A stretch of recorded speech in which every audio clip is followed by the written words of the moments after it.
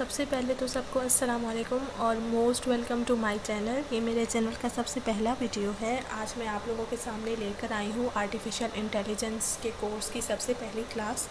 मैंने सबसे पहले अपने इस चैनल पे आर्टिफिशियल इंटेलिजेंस का कोर्स प्लान किया है। पूरी आउटलाइन मैंने एक बनाई है कि मैंने कौन कौन सी चीज़ें आगे पढ़ानी है।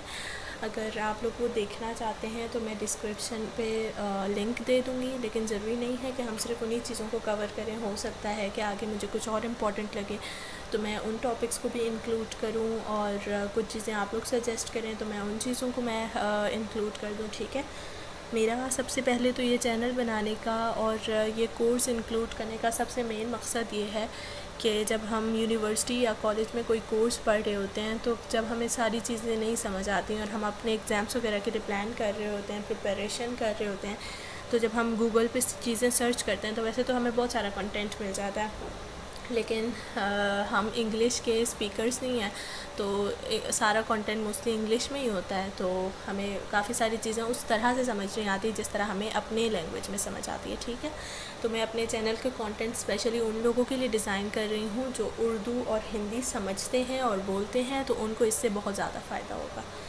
मैं आप लोगों से बस यही रिक्वेस्ट करती हूँ कि मुझे बहुत ज़्यादा सपोर्ट करें ताकि मैं और वीडियोस डालती रहूँ और आप सब लोगों के लिए भी फ़ायदा हो। ठीक है, सबसे पहले अब हम हमारे सबसे पहले क्लास की शुरुआत करते हैं। क्लास नंबर 1 है हमारा इंट्रोडक्शन टू आर्टिफिशियल इंटेलिजेंस। जब हम आर्टिफिशियल इंटेलिजेंस की बात करते हैं तो सबसे पहले हमारे दिमाग में ये क्वेश्चन आता है कि होता क्या है, ये आर्टिफिशियल इंटेलिजेंस है क्या चीज़। मैं कोई बुक के डेफिनेशंस वगैरह या गूगल के डेफिनेशंस नहीं देना चाहती, मैं बस उर्दू में जो आप लोगों को जिस तरह से बेस्ट एक्सप्लेनेशन से समझा सकती हूँ वो समझाऊंगी। आर्टिफिशियल इंटेलिजेंस सबसे पहले तो एक ऐसी फील्ड है जिसमें हम अपने सिस्टम्स, मशीन वगैरह में कुछ इंटेलिजेंस जो है ना हम उनके अंदर डालना चाहते हैं। अब इंटेलिजेंस क्या है? हम चाहते हैं कि हमारे जो मशीन्स हैं वो बिल्कुल उसी तरह सोचें और डिसीजंस लें जिस तरह से इंसान सोचते हैं। अब यहाँ पे एक ऐसी चीज़ लिखी हुई है रैशनैलिटी। अब रैशनैलिटी का क्या मतलब है? हम रैशनैलिटी से क्या कहना चाहते हैं? हम चाहते हैं कि हमारे मशीन्स जो हैं इंसानों की तरह सोचें और बिहेव ज़रूर करें, लेकिन वो रैशनल हो। अब इंसान रैशनल क्यों नहीं होते? जब हम एज़ ह्यूमन डिसीजंस लेते हैं बहुत सारी चीज़ों की, तो हमारे अंदर कोई ना कोई इमोशंस आ जाती हैं। अगर स्पेशली ऐसी सिचुएशन खड़ी हो जाए जिसमें हमारे फैमिली मेम्बर्स के बारे में हो या कुछ इस तरह हमारे जानने वालों के बारे में हो, तो हम उस तरह से डिसीजंस नहीं ले सकते। हम कहीं ना कहीं इमोशनल हो जाते हैं, इमोशंस आ जाते हैं, या फिर कोई भी ऐसा फैक्टर आ जाता है जिसकी वजह से हम प्रॉपर जो डिसीजन हमें लेना चाहिए हम वो नहीं ले पाते। जबकि हम चाहते हैं कि हमारे मशीन्स इस तरह से रैशनल हो कि वो बस अपने नॉलेज को यूज़ करें और पर्टिकुलर सिचुएशन में वो फ़ैसला ले लें, डिसीजन ले लें, जो एक्शन करना है वो उनको कर लें विदाउट बीइंग इमोशनल। ज़ाहिर है मशीन्स तो इमोशनल हो भी नहीं सकते, उनके अंदर तो ये फैक्टर होता ही नहीं है। ठीक है, तो वो बस अपने नॉलेज को देखेंगे और उसके अकॉर्डिंग जो फ़ैसला होगा वो बिल्कुल रैशनली वो फ़ैसला ले लेंगे। ठीक है, इसलिए हम ये कंसीडर करते हैं कि फ्यूचर में मशीन्स को लाइक इस तरह की चीज़ों में बहुत ज़्यादा यूज़ किया जाएगा, कोर्ट वगैरह में एज अ जज, क्योंकि मशीन्स जो हैं वो बहुत ही रैशनल डिसीजंस लेंगे कि अगर ये पर्टिकुलर सिचुएशन है, अगर किसी ने किसी का मर्डर कर दिया है या किसी ने चोरी की है, तो उसके मुताबिक जो भी उसको सज़ा है वो उसको बिल्कुल वो सज़ा सुनाएगा विदाउट बीइंग इमोशनल और समथिंग। ठीक है, तो हमारा ये टर्म यहाँ पे ये कह रहा है। ठीक, अब नॉलेज से क्या मुराद है? अब एज़ ह्यूमंस हम बचपन से ही बहुत सारी चीज़ें अपने माइंड में स्टोर करते जा रहे हैं। वो नॉलेज सिर्फ ये नहीं है कि हमने कॉलेज और यूनिवर्सिटी में क्या सीखा, बल्कि जब से हम पैदा हुए हैं हम चीज़ों को अपने अंदर दिमाग में स्टोर करते जा रहे हैं। जैसे कि हमें ये पता है कि ये पर्टिकुलर चीज़ है, इसको ऑरेंज कहते हैं, इसको मैंगो कहते हैं, ये कैट है, ये डॉग है।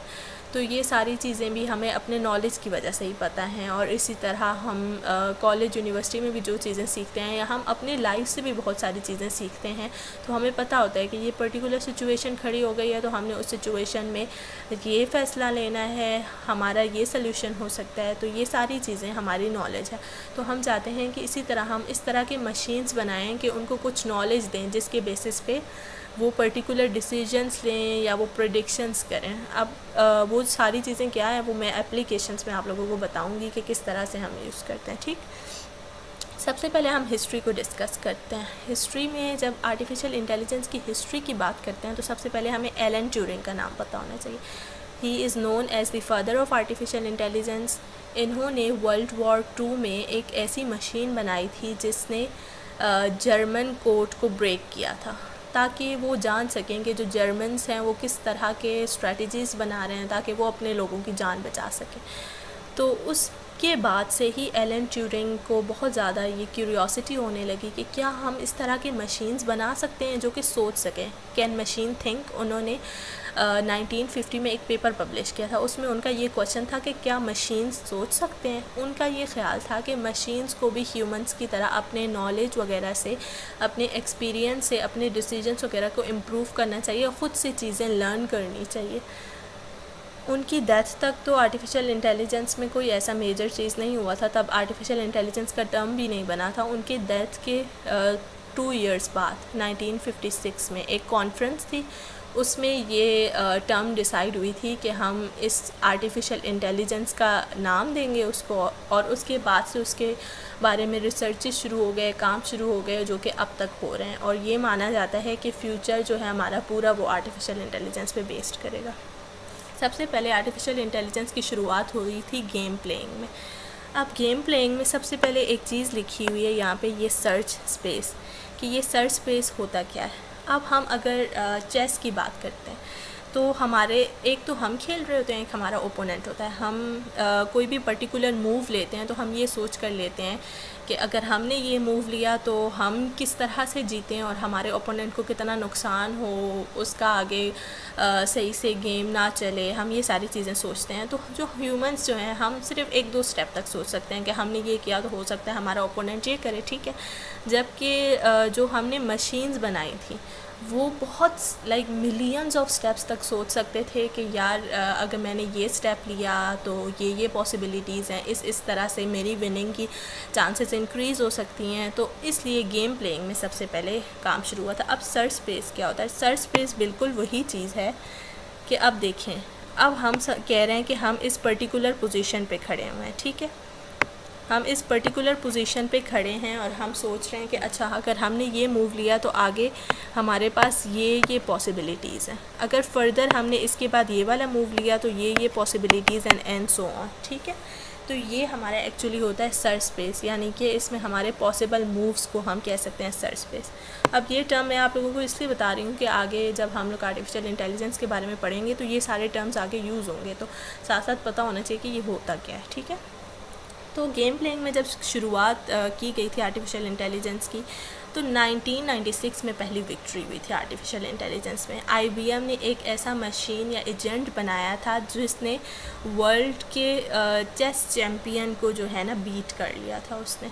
तो सबसे पहली विक्ट्री आर्टिफिशियल इंटेलिजेंस की मानी जाती है कि वो 1996 में हुई थी। उसके बाद एक साल बाद 1997 में भी फिर से जो है आर्टिफिशियल इंटेलिजेंस के थ्रू बनाई गई मशीन ने फिर से वर्ल्ड के चैम्पियन को बीट किया था। तो वहाँ से शुरुआत हुई थी आर्टिफिशियल इंटेलिजेंस के सक्सेस की।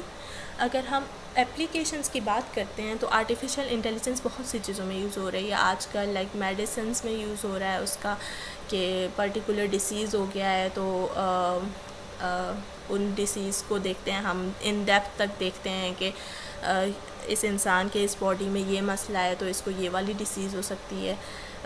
नेचुरल लैंग्वेज प्रोसेसिंग में यूज़ होता है, जैसे हम बिगेस्ट एग्जांपल ले सकते हैं सीरी की, अलेक्सा की, गूगल असिस्टेंट की। ये सारे क्या करते हैं, हम अपने लैंग्वेज में लाइक इंग्लिश में हम उनको कोई भी कमांड देते हैं, वो हमारे लैंग्वेज को अंडरस्टैंड करते हैं और उसके बाद वो फिर हमारे ही लैंग्वेज में हमें आंसर करते हैं, ठीक है। फिर इसके अलावा मशीन लर्निंग में इसका बहुत यूज़ होता है और चीज़ों की प्रेडिक्शंस में यूज़ होता है। प्रेडिक्शंस की अगर हम एग्जांपल लें तो हम अमेज़ॉन की बात कर सकते हैं और नेटफ्लिक्स की बात कर सकते हैं। अमेज़ॉन की बात करें तो हमें फॉर एग्ज़ाम्पल हैंडबैग्स ख़रीदने थे, तो हम गूगल पे उसके बारे में सर्च करेंगे जब, तो वो हमारी सर्च हिस्ट्री वगैरह को देख के ये प्रेडिक्ट कर लेगा कि इस बंदे को ये पर्टिकुलर चीज़ चाहिए, तो वो उस चीज़ की हमें सजेशंस देना शुरू कर देता है। डिफरेंट हैंडबैग्स की सजेशंस हमें आनी शुरू हो जाती हैं। इसी तरह नेटफ्लिक्स हमें ये बताता है कि हम पर्टिकुलर मूवी सजेस्ट करने लग जाता है हमें कि हाँ इस बंदे को इस तरह की मूवीज़ में इंटरेस्टेड है, तो वो हमें मूवीज़ वगैरह सजेस्ट करता है। तो इसके अलावा भी आर्टिफिशियल इंटेलिजेंस बहुत सारी चीज़ों में यूज़ होती है और हमारा फ्यूचर में भी और ज़्यादा चीज़ों में ये यूज़ होगी। तो ये थी इंट्रोडक्शन आर्टिफिशियल इंटेलिजेंस की। So that's all for today, और आगे मैं आप लोगों के लिए और क्लासेस लेकर आती रहूँगी। अगर आपको ये वीडियो पसंद आए तो लाइक करें, सब्सक्राइब करें और आगे फॉरवर्ड करते रहें, शेयर करते रहें। Thank you so much. अल्लाह हाफ़िज़।